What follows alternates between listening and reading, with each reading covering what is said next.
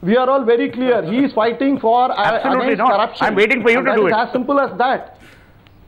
I want to welcome Kiran Kher. Ambedkar said on the day he introduced. No, I am doing it, Sir Sohail. I will do it. Ambedkar said that this should be the end of all violent revolution, all fasts, all satyagraha, because now we have a constitution, and if you have grievances, work within that. He said that on the day he introduced the constitution in Parliament. Yes. Mahatma Gandhi also said the same thing. Now, he said this is getting out of hand, these fasts should have stopped, they've got a disproportionate importance now. Now what happens is... So where do you say, who's trivializing Gandhi? Now if Mahatma Gandhi were here today, he would have sat on the fast. What do you want? Here you have what a deaf does government. Ramdev expect? Does he expect the black money to come back because he fasted? Well, what does he want? Does he expect it really to come back?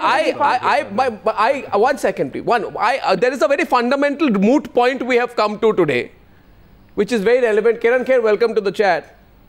I call it a chat today, but everyone's debating. I wanted to have a chat, everyone's debating. Here's the question. Madhu Trehan, you know more about the country's political history than I do. You know that the Doordarshi party founded by Guru Jai Gurudev in the 1980s fought the elections. You know that the Anand Margi, founded by the late Prabhat Ranjan Sarkar, formed a political party, tried to fight the elections. You know, I'm sure, that even the great transcendental yogi Maharishi Mahesh Yogi tried to enter politics through the Ajay Bharat party.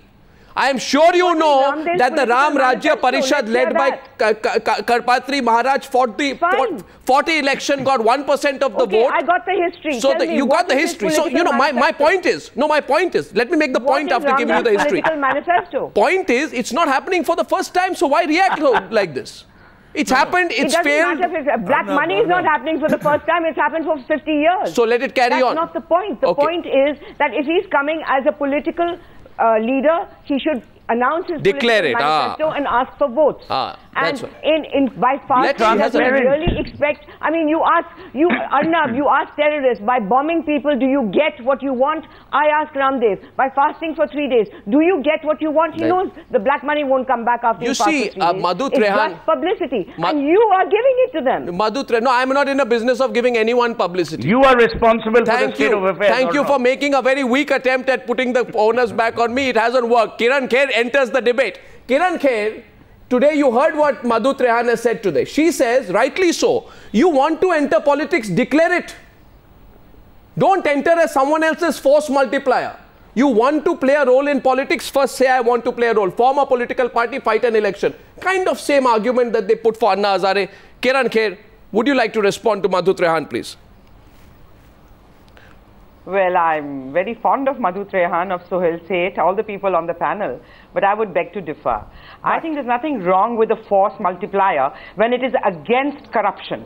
And the BJP welcomes anybody who stands up against corruption and bringing black money back. To answer Madhu Trehan, when she said that will they bring the black money back? No, maybe not, because the government seems to be digging its heels in and not doing anything about so many of the scams and corruption. But the focus will remain. The focus will remain on it. It is very important that the focus remains on the kind of corruption and this black money issue throughout. We cannot let it just lie down and gather dust. Like hundreds and thousands of things have happened. You might be very well meaning and saying, oh, what is this fast? What is this? And excuse me, I think if Mahatma Gandhi were alive today, he would be a part of these kind of fasts. He might have done them differently, but I think he would have been extremely distressed at what this government has brought to pass in this country. No, but one problem I have with what you said, Kiran Kher, I have a problem with what you said. Yes. I have a problem. Tell me. My problem is I asked you about force multiplier. A force multiplier by definition is for something. A force multiplier is never against something. So if you admit it's a force multiplier, it's for something. No, so it's for it is for something. Yes, force multiplier. So my question to Dr. Vaidik is, Dr. Vaidik, is Baba Ramdev a force multiplier for the BJP? Now let's get more direct. That the BJP needs to start preparing, and Baba Ramdev has a wonderful organizational machinery. 400 districts he travels, he has his yoga shivers, he has built a structure. In fact, one BJP leader told me last week that Baba Ramdev has an infrastructure which we should have built in the last 8 years. What we have not done, Baba Ramdev has done. Are you sure that Baba Ramdev is not being used by a section of the BJP to prepare a groundswell in the run-up to 2014? Dr. Vaidik. I believe Baba Ramdev could be the best savior of this sinking ship called Congress. If Congress has any political acumen, they should make use of Ramdev ji.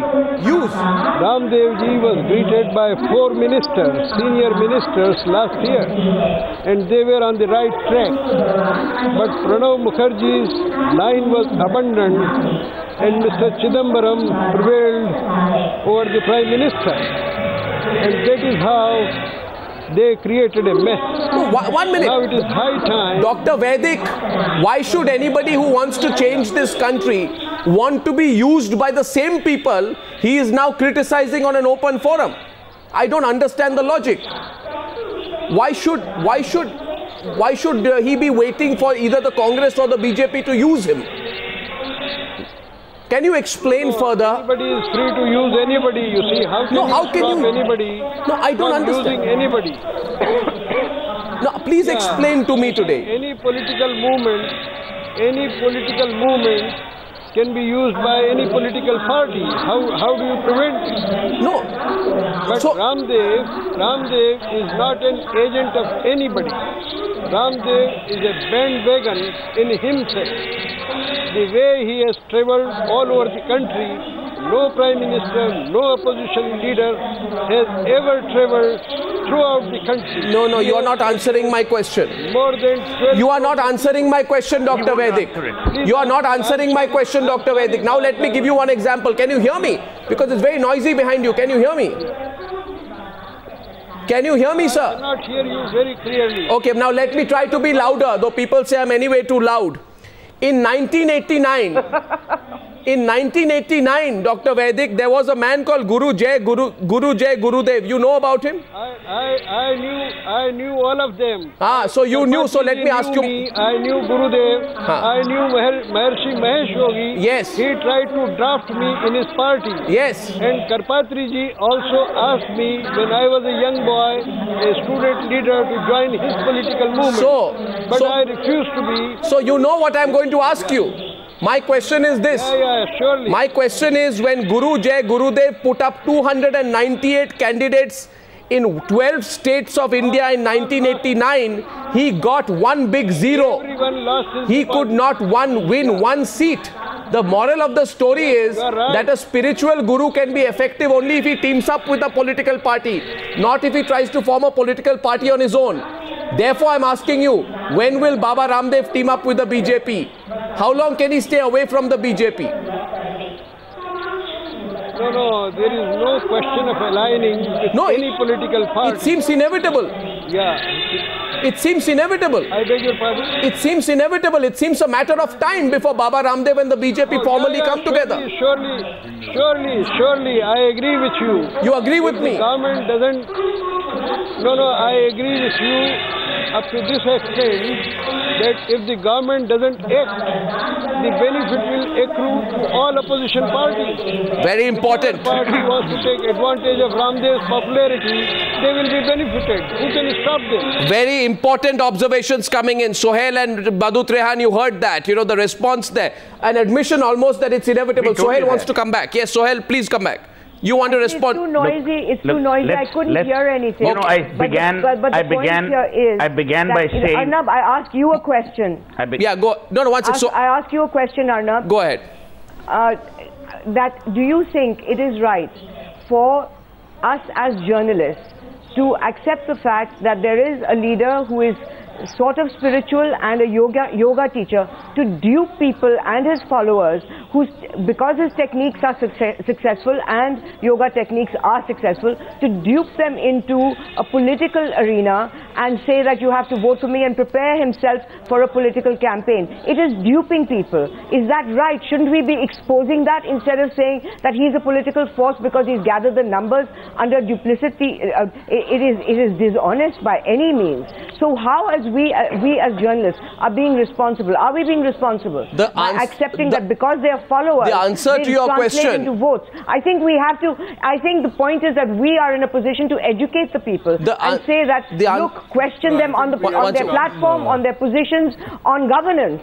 The answer to your question is running on a strip on Newshour tonight, which says that does this prove that he's a good organizer or a political force, with a very big question mark over it. So that's the answer to your question. Sohail also wanted to come in. Yes, Sohail, please. No, but our job is to inform people. You know, it's not Madhu, to go can along I finish? with them. No, but we can't black out either. Yes, Sohail. Sorry, start. Look, let me tell you, what you do with your levels of responsibility or the lack of them is entirely the journalists and their problem. The reality is the people are not fooled and never will be, and it's by nature. Our electoral politics, electoral democracy is strong enough to realize the good from the bad or the ugly. The reality is somewhere different. We cannot allow these kind of movements to continue to spring up, not because we want to be anti-democratic, but there has to be a dismissive factor, because this is nothing but beguiling a whole set of innocent people at times. Who is we? When you say we, when you say we, is we the people. When Anna Hazare decided on a team of 5 on your channel, I said, I don't mean we the people as another program, but you know what I mean. The reality, Arnab, is you cannot have every person coming up and claiming representing the entire nation. And this is what has been going on. Who decides who has the right? It's a democracy.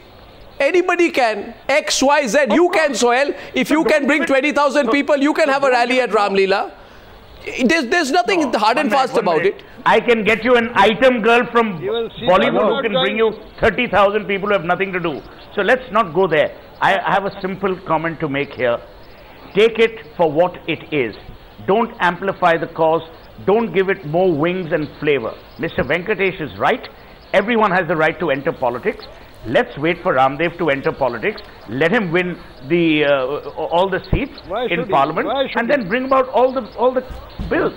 Getting responses. Everyone is in politics. From Dr. Vedic. Venkatesh should be allowed. Coming back to Dr. Vedic. Dr. Vedic wanted to rebut here. Go ahead, Dr. Vedic. M.R. Venkatesh after that. Yes, Dr. Vedic. Yeah. I would submit my view in